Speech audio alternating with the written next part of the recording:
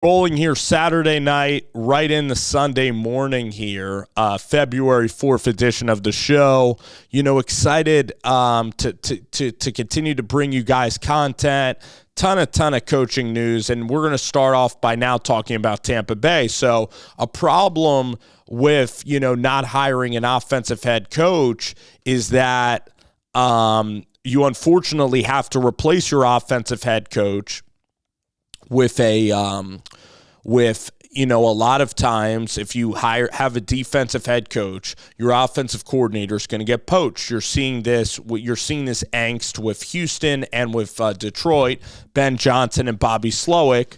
If you, as an offensive coordinator, have a really good year, then you're going to get poached for head coaching jobs because the game revolves around the quarterback. The quarterback is what sells. The NFL structures their rules to accompany offense, fantasy football. Everybody wants to see the finesse of a quarterback throwing the ball deep. The forward pass is something that is attractive to people, and I like quarterback play and forward pass as well, but I also like tough defense and hitting, and I like to see balance, all right? But, there's less concussions with the forward pass. It sells well. It makes more money. It markets the quarterback position. The game's about stars, all of that. Meanwhile, in Tampa Bay, they lost Dave Canales. Canales is kind of I describe him as a spiritual, kind of zenful leader, all right? A little bit of Pete Carroll and a little bit of Brandon Staley. And it all matters if you win because you're corny if you're Brandon Staley and you lose analytics, but you're considered a genius and smart. If you win, if you're Pete Carroll, if you're Nick Sirianni, all of those corny, speeches turn into, it works to his team and he's a quote-unquote player's coach. So, Dave Canales, it's interesting there with Dan Morgan. They worked 1 year together. Dan Morgan seems like somebody that would prefer, a Dan Campbell or a Mike Tomlin or, maybe a Raheem Morris, like somebody that, is real, brings in a physical mold of football, somebody that brings in those physical traits. Like I think Dan Morgan would have been interesting with, a Mike McDonald pairing. But Dave Canales seems like an offensive, kind of spiritual, kind of Brandon Staley-like coach. And I hope that message again, is the locker room going to buy in 1,000% to Dave Canales and to that message? That is something that remains to be seen. I think it could be tough. Also, a lot of coaches didn't want to work with David Tepper. There's concerns about Bryce Young after he had a really, he struggled as a rookie. Now, of course, there's Hall of Famers that, improved and got better, and he's only a rookie, but also the talent that was there. I mean, you're dealing with Adam Thielen, Tommy Tremble, Mingo. There's not even, Adam Thielen's like a C-plus receiver, and he's like their best wide receiver. Chuba Hubbard, an okay running back in the NFL. There's no weapons also in Carolina, and they gave away the pick. They gave away DJ Moore and the first round pick and the first overall pick now to the Chicago Bears. So the Chicago Bears haven't made. They dominated that trade unless Bryce Young resurfaces with Canales. Now, Canales is all in about Bryce Young, and Canales did get Baker Mayfield to play very well. So there's positives with Dave Canales.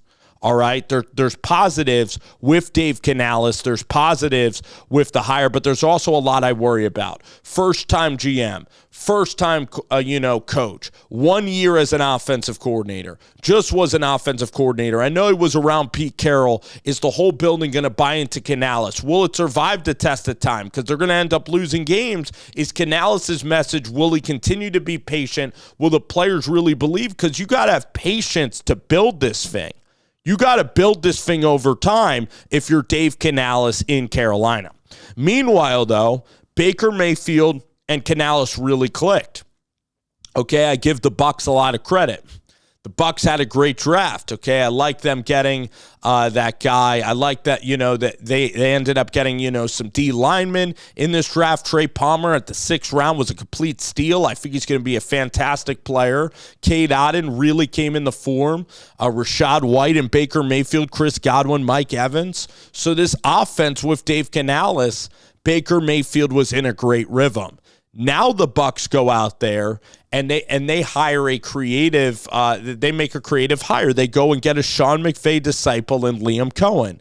Now, honestly, Liam Coen, the past couple of years, he didn't have the best couple of years. He was at Kentucky with Will Levis, had a very good season, went back and was the offensive coordinator in LA when I believe Shane Waldron maybe went to Seattle. So somebody, I bet somebody in LA, like I think it was Waldron, left in 21. Liam Coen went back and worked with Stafford. This was the year after the Super Bowl. Stafford ended up kind of getting injured during the year. It wasn't the best year, but he did have Baker Mayfield when Baker, remember, got released by Carolina, and Baker was, wearing number 17, and it looked like, oh my gosh, Baker Mayfield, the Browns got rid of Baker, and now Carolina, it was a disaster with Matt Rule and Ben McAdoo. It looked like Baker's career was going to be over, but then Liam Coen came in, and that's where their relationship flourished for that month, okay, as Baker finished out the season, had a couple of okay games, and that got Baker another chance to be a starter with Tampa Bay. But last year, Liam Coen, they ended up getting Devin Leary, a highly touted transfer prospect. Now, I always thought Leary was okay as a transfer prospect, all right, but Liam Coen was back at Kentucky with Mark Stoops, back as the offensive coordinator there at Kentucky. And the offense was flat. It wasn't very good.